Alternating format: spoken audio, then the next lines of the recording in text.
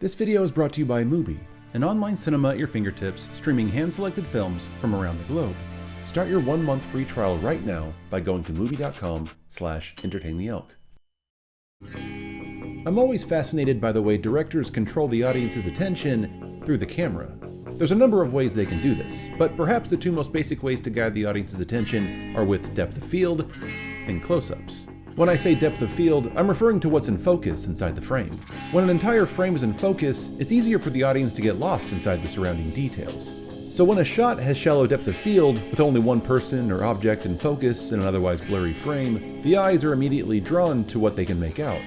This guidance from the director is easiest to spot in rack focus shots, when the focus is overtly altered in the same shot. It tells us where to look, it shows us important information. And it can also convey insight and clarity inside the mind of the characters, like this famous shot from The Graduate. That wasn't just some woman. What are you telling me? Benjamin, will you just tell me what this is all about?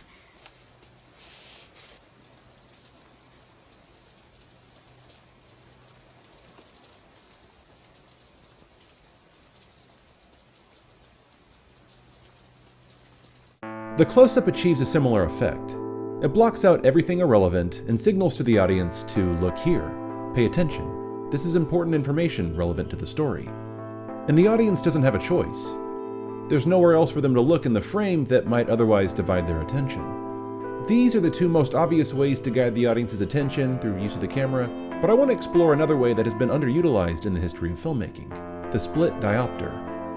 Now, this is a striking but also jarring image, and that's because both the extreme foreground and background appear to be in focus simultaneously. It's not something we're used to seeing in the real world. I mean, you can try it yourself. Just hold your hand in front of your face and focus your eyes on your hand. Notice how the objects in the distance drop out of focus. Now, focus your eyes on the objects in the distance and your hand immediately becomes blurry. The camera lens is like the human eye. And so seeing both the foreground and background in focus simultaneously is, well, like I said, strange. Citizen Kane, with its cinematographer Greg Toland, was first to achieve images with deep focus by using wide-angled lenses and flooding the scene with lots of light so the camera could be set to a small aperture. It's a painstaking process, especially for anamorphic lenses that have a very shallow depth of field, which is why the invention of the split diopter became popular with filmmakers in the 70s and 80s. It cheats the appearance of deep focus with its half-convex glass attachment to the camera's lens, which makes half the lens nearsighted. But unlike deep focus, there isn't a continuous depth of field from foreground to background. Since split diopters cover only half the lens, they create images with a blurred line separating the two planes. This blurred line can be painfully obvious, like this shot from Reservoir Dogs. So directors will often try to hide the blurred line in shadows or along compositional lines found within the frame. There are many benefits to using the split diopter. Though it requires more preparation, these carefully composed shots are an example of economic filmmaking. As opposed to spending a lot of time filming multiple shots, each with their own individual lighting setups, the split diopter allows the director to cram a large amount of information into just one shot. You're basically getting 2 shots for the price of 1. The split diopter also helps enhance the story. It can be used to give the audience information about a character, or it can focus on a looming threat. And the split diopter compounds the suspense because it allows the director to show both the threat and the victim in the same shot. That's perhaps its best attribute. It allows the director to highlight the relationship between 2 subjects. Showing both subjects in the same shot can enhance the dramatic irony between the protagonist and antagonist as it displays their proximity.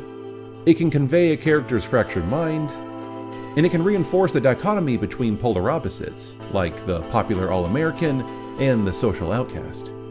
Seeing both subjects juxtaposed alongside one another creates a psychological effect in the mind of the audience that's hard to replicate with the standard shot, reverse shot.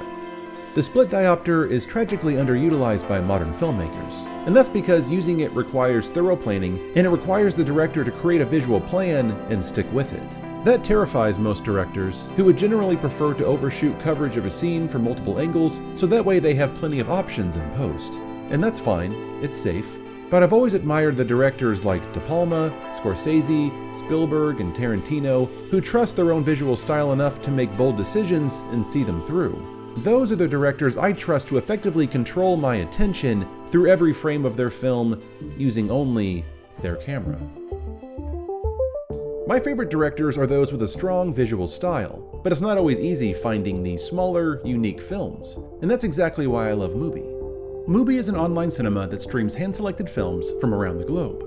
These films range from cult classics and award-winning documentaries to forgotten gems and new independent films. And instead of tirelessly searching through thousands of films, Mubi only carries 30 films at a time on a rotating schedule. Every day, a new selection is added to the 30, and every day, the oldest film is removed. Finally, a simple service for people who love cinema. Start your 1-month free trial right now by going to mubi.com/entertaintheelk. Thanks everyone for watching. I'll see you all next time.